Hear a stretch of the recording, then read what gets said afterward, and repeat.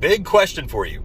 Have you ever wondered why God of the Old Testament seemed to be so harsh and mean when it came to discipline or dealing with sin? Y'all remember those times in the Bible where God told the Israelites to go into the land that they were supposed to occupy and then kill every man, woman, and child? Like, whoa, God, that's kind of harsh. Like, even the women and kids too? What?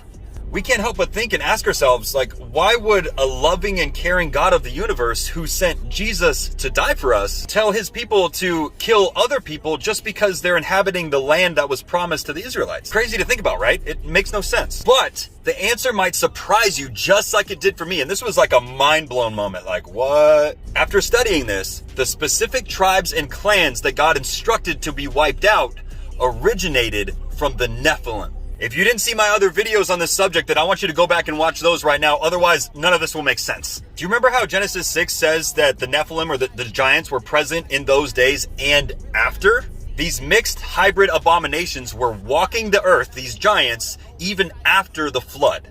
The after part will be explained in the next video, but in essence, the giants continued on after the flood, potentially due to another set of rebellious angels, and this is the Tower of Babel. So back to my point, why was God so harsh on these tribes? God told the Israelites to kill all of these people because they all had mixed angelic DNA and were never intended to exist. They were abominations to him.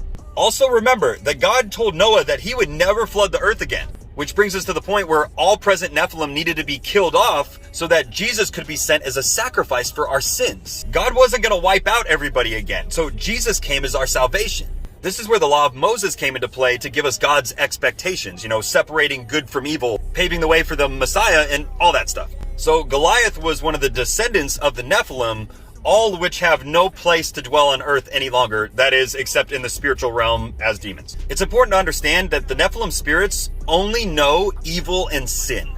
They are sided with Satan and his army and now want to torment you every single day of your life. Since the Nephilim lived in sin and pure evil the entire time that they were on the planet, doesn't it make sense that the spirits of the Nephilim would want to now inhabit a human body to do the same?